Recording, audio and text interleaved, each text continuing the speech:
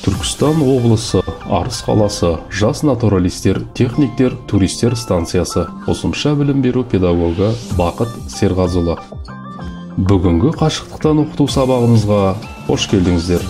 Бүгінгі сабағымыздың тақырыбы туризм туралы жалпы түсінік.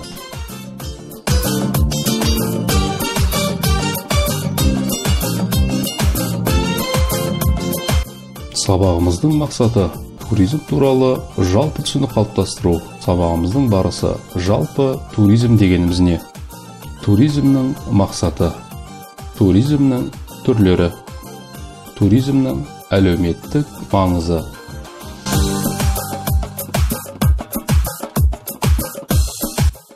Туризм француз тілінен аударғанда серуендеу, жол жүру деген мағына береді. Адамның бос уақытындағы саяхаты, белсенді демалыстың бір түрі. Туризм халықтың рекреациялық қажеттілігін, яғни денсаулығын жақсарту, күш-қуатын қалпына келтіру үшін ең тиімді жолы. Туризм адамдардың қарым-қатынасын, танымдық қабілетін арттырып, мәдениет пен өнердің дамуына, ел экономикасының өркендеуіне өзіндік үлес қосып, ел мәртебесін әлемге танытуға мүмкіндік туғызады.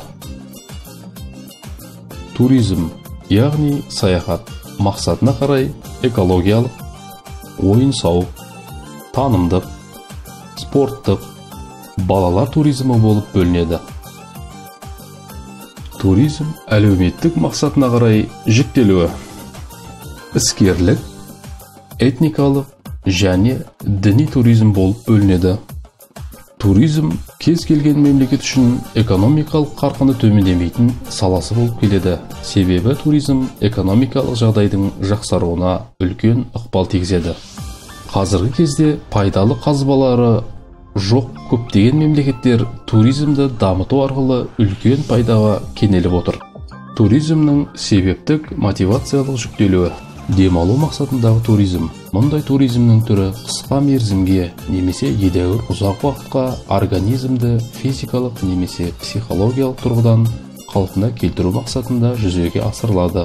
Бұл топқа сонымен қатар емделу немесе әл-ауқатын қалпына келтіру, климат, теңіз суы және табиғи құбылыстарды пайдаланатын курорттық демалысты да жатқызуға болады. Мәдениетті зерттеу мақсатындағы туризм. Бұл туризмнің түрі өзге елдің рухани құндылықтарын, мәдениетін, тарихын зерттеп білуге бағытталған және ол танымдық және діни табынушылық болып бөлінеді. Танымдық туризм тарихи, мәдени және географиялық құндылықтарды зерттеу, көру мәселелерін қамтиды. Ал табынушылық мақсаттағы туризм ерекше дінге мәні бар жерлерді көру арқылы орындалады. Қоғамдық туризм. Қоғамдық туризм ретінде саяхаттанушы өзінің туысқандарын, таныстарын, достарын көру, қонақ болуымен түсіндіріледі. Спорттық туризм. Спорттық туризм белгілі бір спорттық іс-шараға белсенді қатысуға бағытталған жол сапар. Сондай-ақ пассивті немесе белсенді емес сипаттағы спорттық жарыстарға қатысу мақсатындағы жол сапар болып табылады. Белсенді түрде спорттық жарысқа қатысу. Мысалы, П есімді азамат шаңғыдан халықаралық жарысқа қатысу үшін Карпат еліне аттануы мүмкін.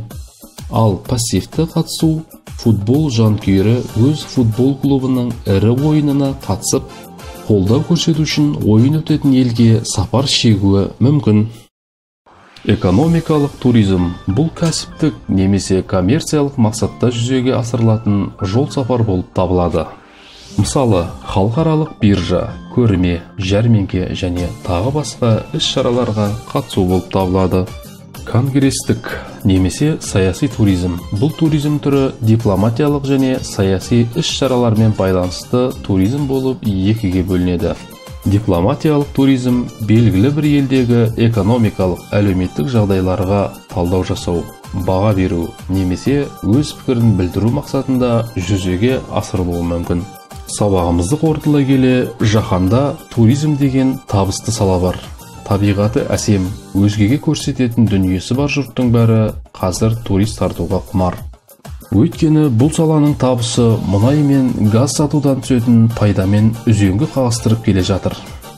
Дәлірек айтқанда, жаһандық жалпы ішкі өнімнің көлемінің 10%-дан астамы, қызмет көрсетудің 30%, әлемдік капитал айналымының 7%-ы туризм саласына байланысты.